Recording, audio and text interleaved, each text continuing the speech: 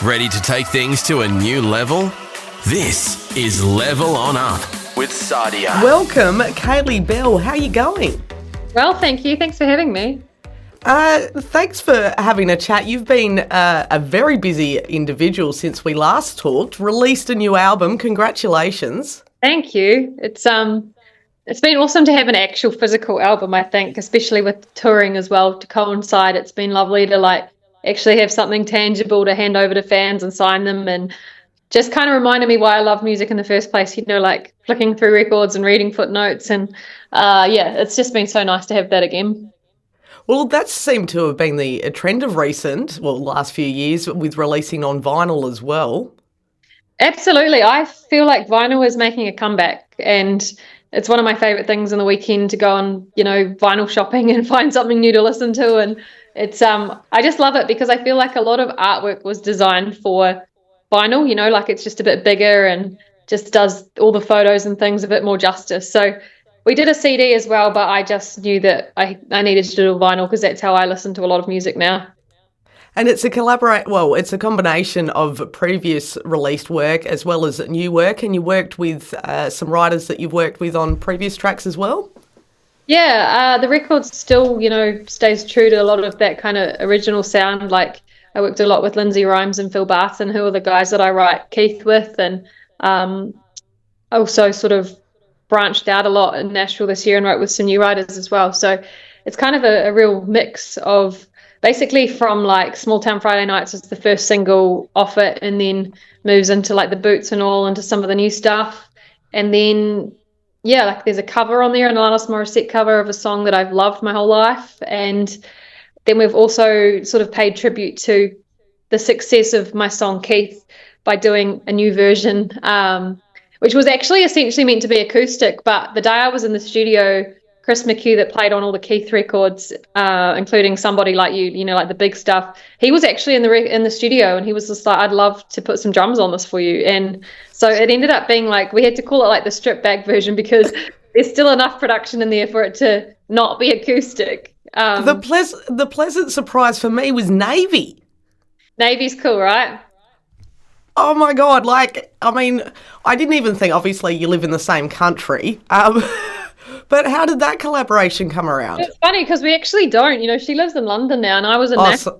So she is a Kiwi, though, like you said, and she's just been one of my favourite pop writers over the years. She's written a bunch for Rita Ora, and she's one of our most successful kind of songwriting exports. And we met when we toured with Ed Sheeran at the start of the year. She was out with Macy Peters, who was also opening. She's best friends with Macy. So we actually didn't know each other, and I was like, this seems criminal that we don't. And so we just went for coffee, and I just loved her.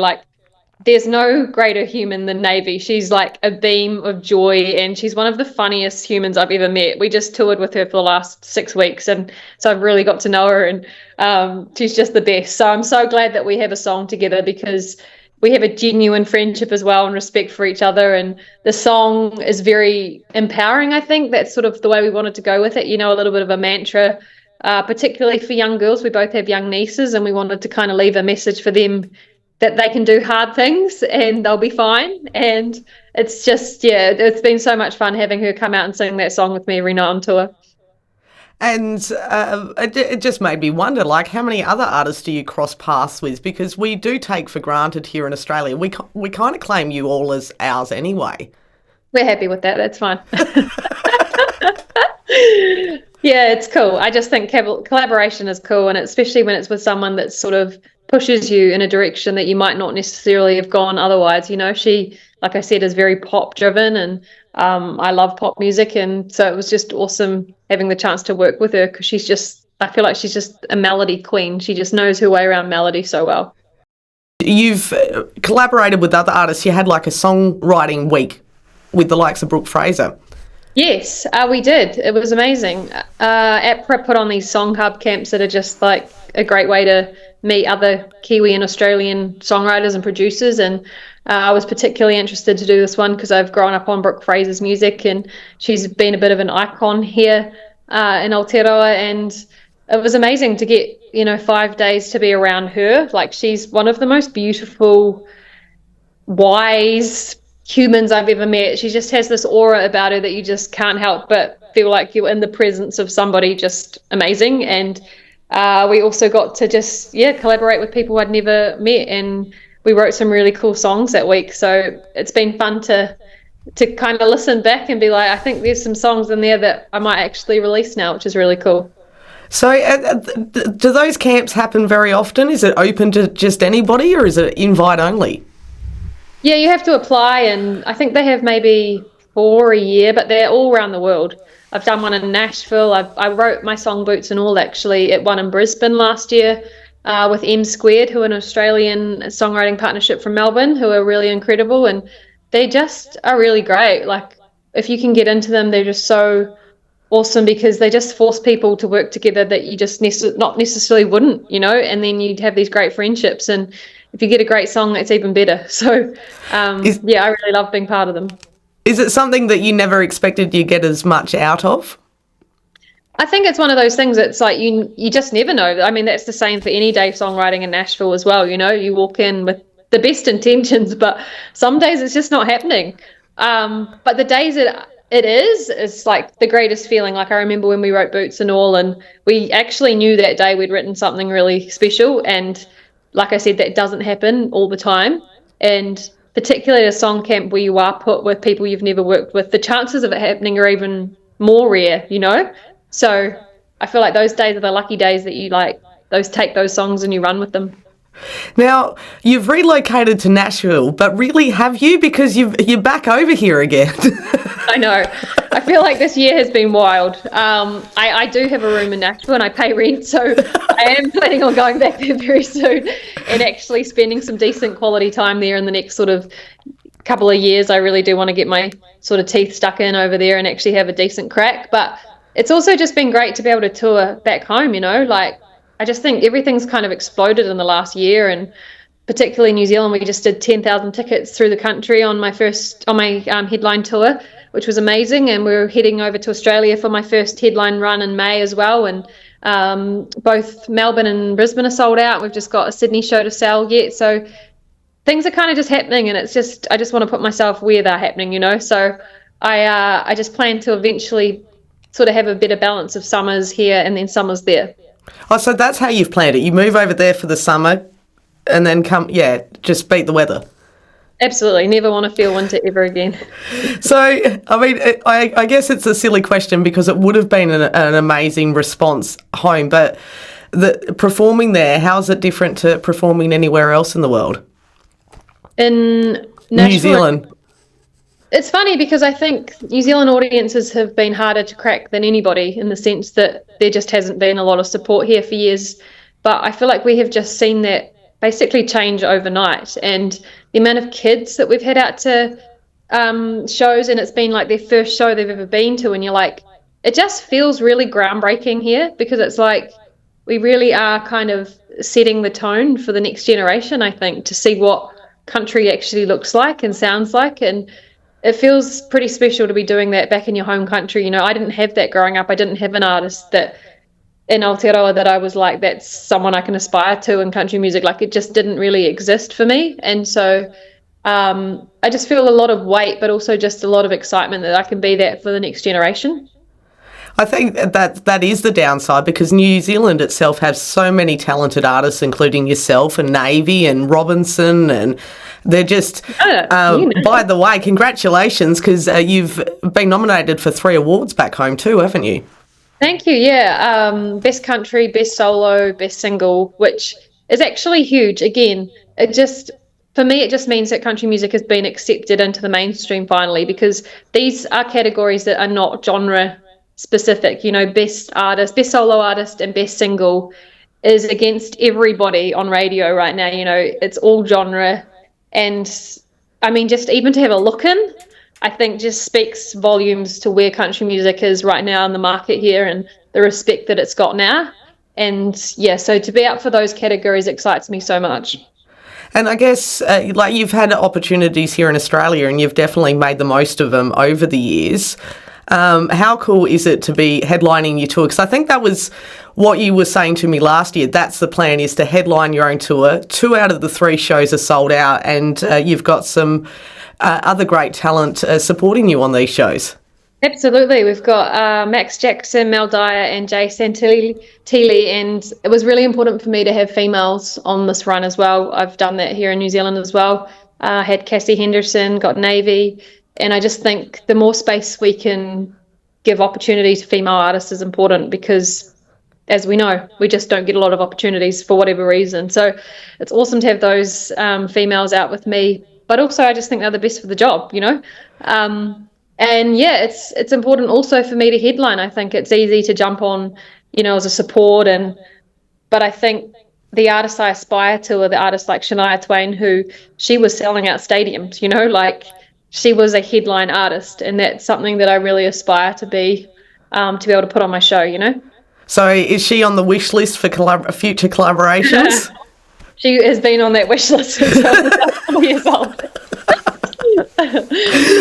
Well, speaking of Shania Twain, what was the first Shania Twain song you came across that really resonated with you? Oh God, I feel like it was probably a deep cut, like maybe Boots, or one of the early, like the Woman in Me record. I think was probably where it started. Like No One Needs to Know, those sorts of songs. But I still remember where I was. Like, I still remember specifically where I was when I first heard the Come On Over record and just being like, holy moly. Like, it was like the best sound coming out of it was a car speaker, but I just remember being like, oh, if this ain't it, like, I just love that she changed the world. She really did.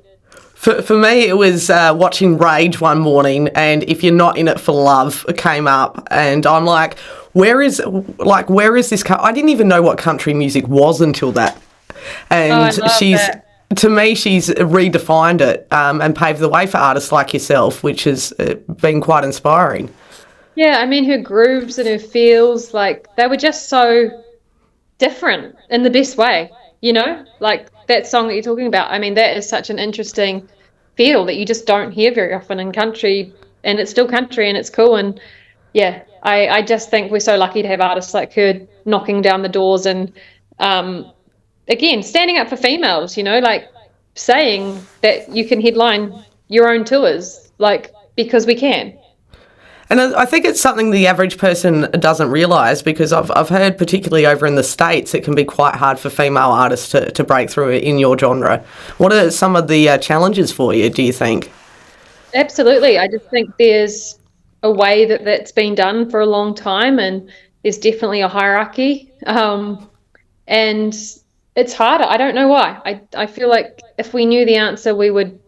It's weird to me, because I think that females in country music were in a better place back in the 90s, like for me, that was all I consumed was female country music. Like, there was just so much of it going on and so much being fed to us. And I think it's so weird that we're 30 years down the line and we're further back than we were then. It just makes no sense. And yeah, I just think there's a hierarchy that has just held the reins too long. And that's why I love being an independent artist and seeing new artists find interesting ways to break through.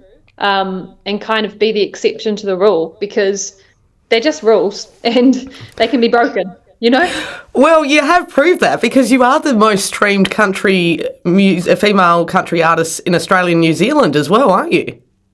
I am, and the thing that I think I'm most proud of is that I have done that without a manager, without a label. It's just been about the music and the fans, and that's really what it should be about. And I think I'm lucky that I haven't had anything kind of get in the way of that. It's meant that I've just been allowed to, like, love what I do and really trust my instinct, which I really lean on quite heavily when I'm looking for the next single or making a decision on what to do next. I really just lean into my instinct, and I think it's proof that you can do that and be successful and trust what you're putting out is good enough. The fans really get to decide at the end of the day, and I love that. Well, your training regime must be amazing, because you're touring non-stop. Like, what do you do for downtime?